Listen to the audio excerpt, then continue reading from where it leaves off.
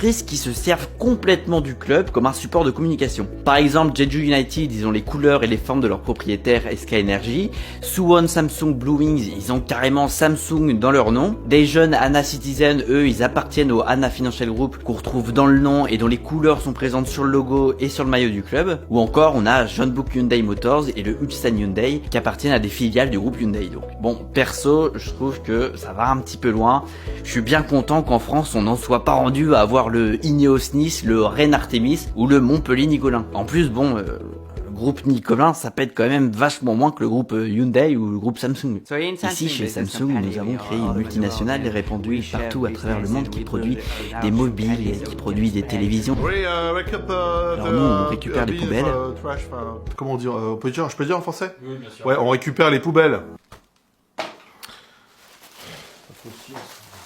Donc les clubs privés, ils représentent quand même vachement les entreprises et ça peut aller très très loin. Je vous explique. Les clubs publics, ils appartiennent souvent à des villes et donc ils représentent des villes. Les clubs privés, par contre, ils appartiennent à des entreprises et donc eux, ils représentent avant tout des entreprises. Et donc bien souvent, côté club privé, il y a moins d'attachement aux villes et donc si l'herbe est plus verte ailleurs, et ben, ils déménagent. Je vous donne deux exemples, je pense que c'est les plus absurdes, mais gardez bien en tête que c'est des choses qui sont arrivées régulièrement dans l'histoire du championnat sud-coréen. Premier exemple, en 2006, Bucheon SK, c'est un club qui fonctionne plutôt bien dans la banlieue de Séoul. Sauf que cette année-là, le club décide de déménager un petit peu plus au sud. Non, plus au sud.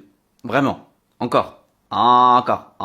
Voilà. Et ouais, Bucheon déménage à 450 km de Bucheon sur l'île de Jeju et devient Jeju United. Et pour une raison complètement logique, les propriétaires du club considèrent que d'un point de vue marketing, c'est plus stylé de représenter toute une île qui n'a pas encore de club plutôt que d'être un énième club de la banlieue de Séoul. Donc c'est ça ce qu'on est devenu finalement, une société capitaliste où même les clubs qui avant avaient une âme deviennent juste un produit de consommation, des marques qui n'en ont rien à faire. Deuxième exemple, plutôt en 1990, Hyundai Orang, qui est un club qui a été créé à Incheon, lui il décide de déménager à l'autre bout du pays, à Ulsan, et devient Ulsan Hyundai. La raison, le propriétaire c'est Hyundai Heavy Industries et leur siège c'est à Ulsan. Donc bon c'est mieux de réunir tout ça. C'est absurde. Et c'est surtout horrible pour les supporters de ce genre de club parce que du jour au lendemain,